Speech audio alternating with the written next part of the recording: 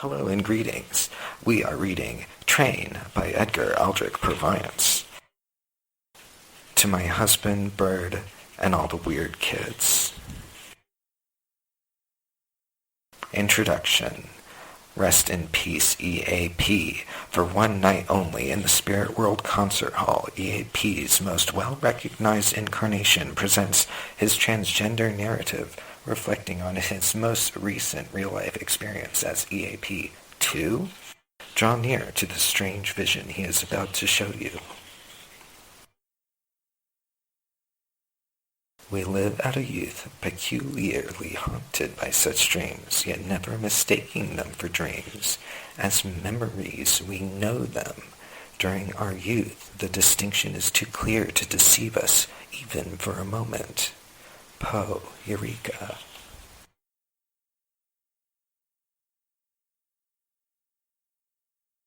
Greetings, it is I.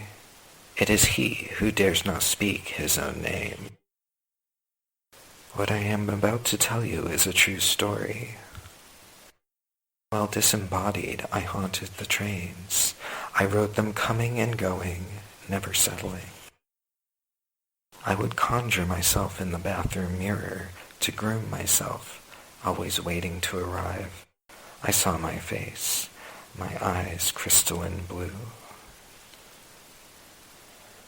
Nothing about me was real, yet I was as real as ever, and standing there, I stood there almost solid. Almost. My stop. I turn into rain clouds. My stormy heart bellows furious towards the front of the train, spilling it over the side of the track, through a fence, through a mess of tombstones. I'm done here. You will see me no more. No more will you see me. Surely I am the one of whom I speak, the author of this experience. Surely only I could form these constructions. Opening light, I awaken. The hospital scene settles around me. I think, I'm alive. Then I realize I'm small again. I died.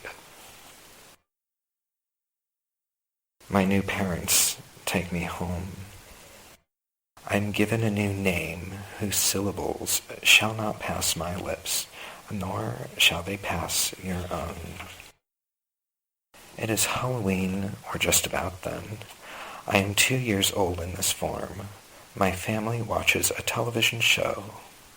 On the show, the character with my new name reads one of my old poems.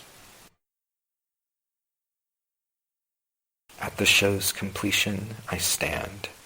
I feel so strange. So strange. In bed, I toss and turn. I am just now old enough to have bedding. The softness of the sheets rubs against my legs. As I rub my legs against the sheets, I toss. A strange vision forms in front of me. It is me at full height. I am back in my body, and my body is walking through a crowd at night. The people around me in the courtyard all give me disapproving glances, but I am beyond caring. I am full of manic glee. I feel as though I'm getting away with something. I spot a man behind the far wall, and I begin to approach him. The man beats me in the head. For a while, I know nothing. It is at this point that I'm heaved, limp-corpsed, into the back of a carriage. I bounce around uselessly on the inside as we travel down the stony streets. I awaken in a hospital bed. For a time, people I cannot recognize for their blurriness are speaking to me about things I cannot care about. My head aches. I throb. I toss and turn for days. finally, one night, as I feel the sheets on my legs, I become weightless. I turn my head to the left side. I feel my whole spirit pull out from every limb and coalesce into a bright mass at my navel. My thinking mind is no longer in my brain, but at my navel. I propel all at once out from this point, through the ceiling, directly into space. What next occurs is very strange indeed. I have a vision of myself, disembodied, floating in the clouds. In anger, I bend the space in front of an oncoming train. The train derails through what looks to be a graveyard. Satisfied in the destruction, I dissipate into the clouds and become nothing once more.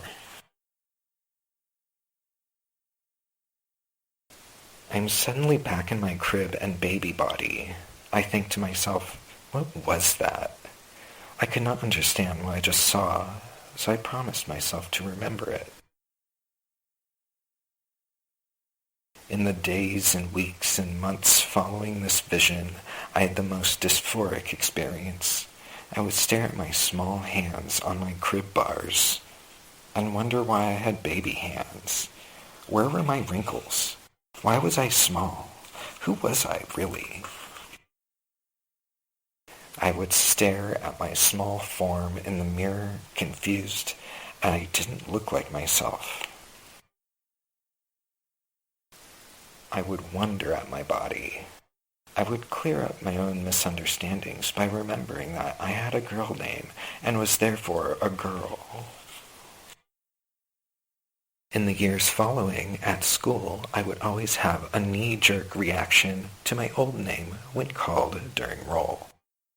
Someone else had my old name.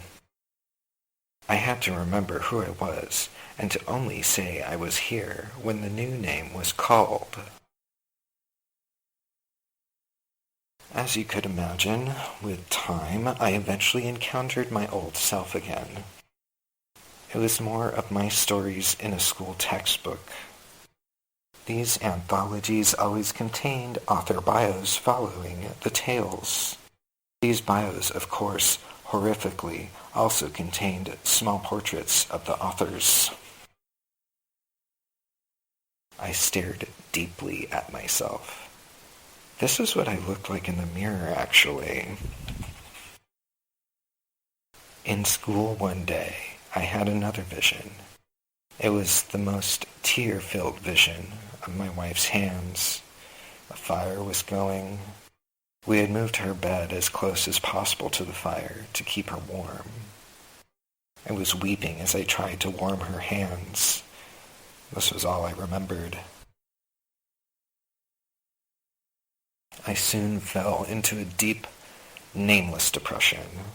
The other kids would ask me, "Who died?" Not knowing it was me who died, actually, a long time ago. Years later, I wanted to change my name, but I could only think of my old name. I decided against it. It was a boy's name after all, and I was a girl. At school, I stood out. People noticed their own inability to guess my gender. As far as I was concerned, I had no gender, and anyone who asked me about it was not to be trusted. One day at home, I encountered a story of an old corpse. He died exactly the way I remembered dying, and he was named...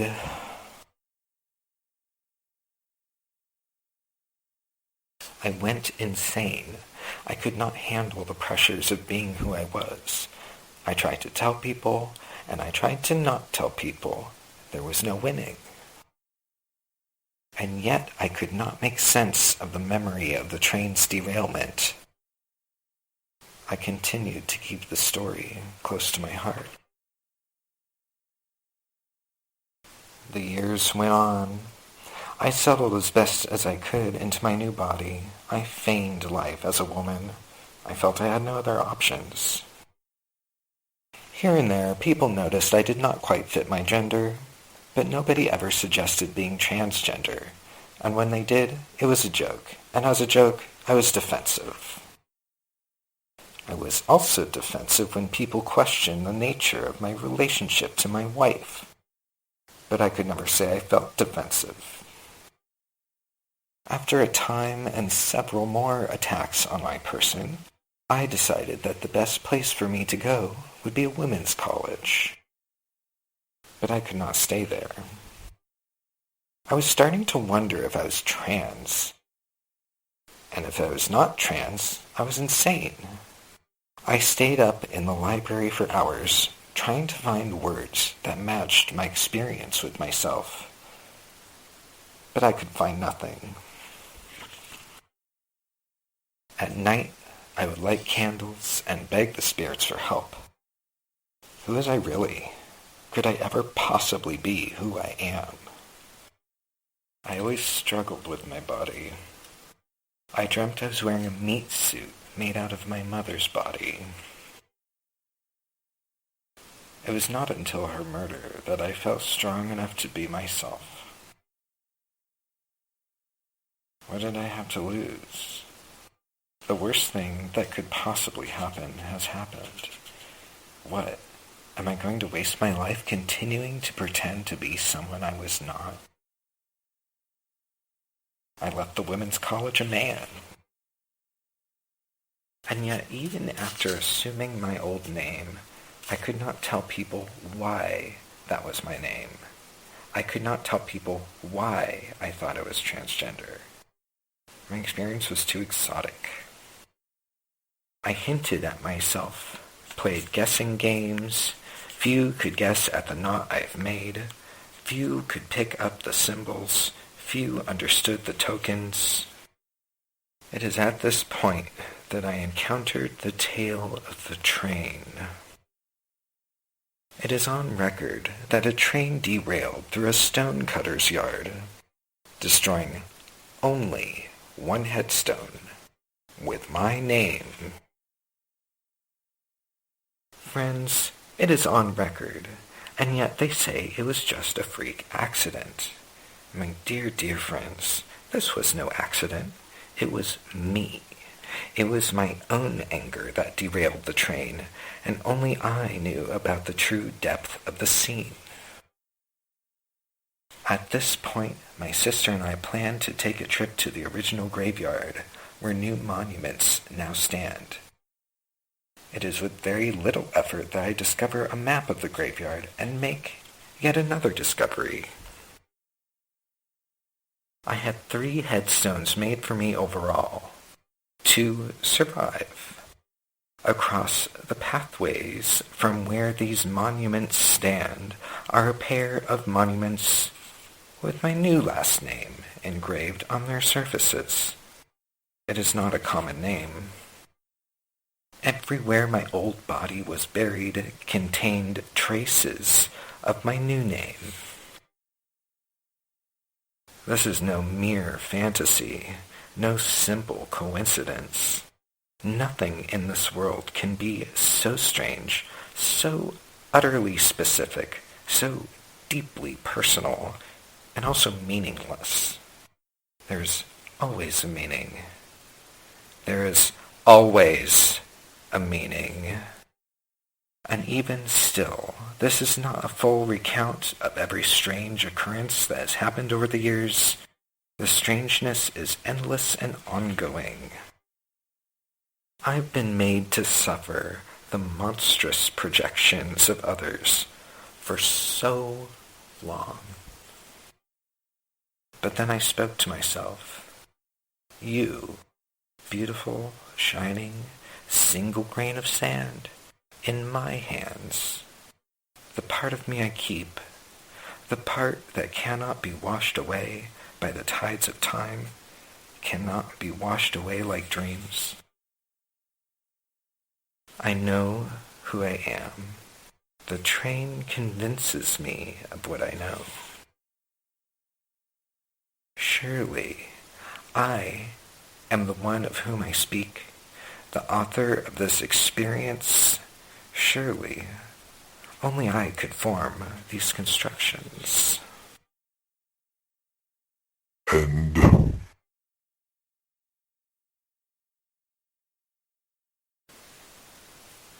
Hello, we are reading the afterword. This is the 100th time I've written this story. I have the story memorized by heart.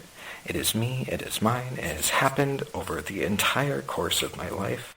It is constant, it is ongoing, it is a million little details and one big picture. It is my whole life. I no longer care whether or not people believe my story, since being an unreliable narrator is also a clue. Everything is a clue, cue, hint, key, etc. My dreams reference this story as a constant fact. Everything is consistent and in character. So the issue arises about whether or not people truly know me. I have written this story in many confusing, meandering ways, trying to scatter my breadcrumbs in such a wild pattern that I could never be tracked. I was afraid to say my own name. I failed at least one class in school due to my avoidance of saying my own name. I was so concerned about letting myself be known. Then I grew up and realized nobody cared about it the same way I do. I have encountered other people who claim to have been Poe, but I found their rationales to be weak or totally absent. They can believe whatever they want, as will I. I started feeling more comfortable telling my story when I realized that I was living through an era of collapse. What could be worse? My little story isn't going to wreck anything after all. In transitioning, I've had to radically accept myself, my story, my rationales. I've had to believe in me more than anyone. Transitioning has cured me of many annoying little problems. It is a lifesaver. I believe in the sacredness of my truth. Poe has said many potentially confusing things about spirituality. He says he doesn't believe in it, while very obviously believing in it. I think he didn't have a full picture. He was working with hopes and fears, but not knowledge. Through death and rebirth, I have lost the fears he was carrying. I am not afraid of claiming a spirituality for myself. My religion is the facts of my existence. My gender is my ghost, and my ghost is my religion. My ghost is unfortunately a well-known, painfully cliched, Mickey Moused, flawed human being. I have seen so many retellings of his life, with so many bad wigs, and people get everything all wrong and continue to tell each other tall tales of Poe's life. He's been turned into a legend. As you can expect, being a legend caught me off guard as a child. I simply remembered being this man. I did not have the legends embedded in my neural pathways. I had the facts. Only I knew the truth about certain matters. Only I could untangle the knot. It is humiliating being this person, remembered in the ways he is remembered, and at the same time, it is very confirming. Generally speaking, any time something weird comes up for me, it has to do with this lifetime. Other lifetimes have weirdly come up also. It is not an exclusive thing.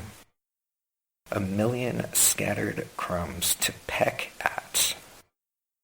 So, Train is a culmination of the story, told in as straightforward a way as possible for the sake of my dear audience. I have gathered the most relevant and interesting facts here.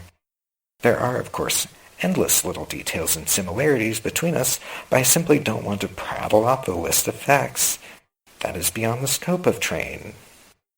Train is fundamentally a transgender narrative told from the perspective of my most well-known incarnation. He takes this form for the sake of the audience, but he and I are, of course, so much more than what can be written down or depicted.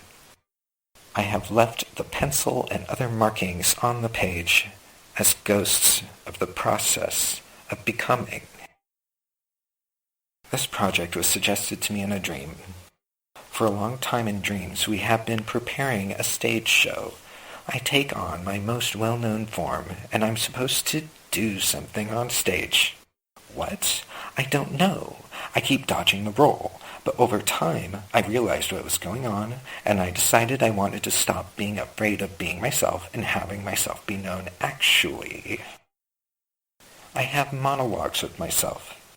I'm either speaking or I'm speaking to myself. In the dreams, I'm either myself as Poe, or both myself and Poe. We once met in a barn. Go figure that one out. I did. In one of these dreams, I was giving a speech. I wrote down the words upon waking. The words are bookended in train, or at least one version of the speech is recorded here. I'm always making little edits. I want to think that I am in communication with my own ghost, that I am the medium of myself. I know myself, and that's really all I know. I want to be constancy itself. I have told this story repeatedly in so many ways, hoping for someone to see me and understand me. I hope, dear reader, you understand me for who and what I am. He cuts in, the heart divine. Poe's lost tombstone. Poe's cousin Nielsen ordered a headstone from Hugh Sisson in 1860. Hugh Sisson's account of the destruction of the stone is as follows. That tablet was finished and standing in my yard. It was to be erected in the cemetery the following week, and would have been but for a most extraordinary accident on the Friday or Saturday preceding. My yard adjoins the tracks of the Northern Central Railroad. A freight train ran off the track, broke down the fence, and did more or less damage to other work. But the only irreparable damage was done to Poe's tablet. That was smashed to pieces, beyond all power of restoration. The 3-foot-high, white Italian marble tablet was inscribed with the following epitaph, which has been translated. Here, at last, he is happy. Edgar Allan Poe died October 7th, 1849. The reverse side of the stone reads, translated as, "Spare these remains." Ha!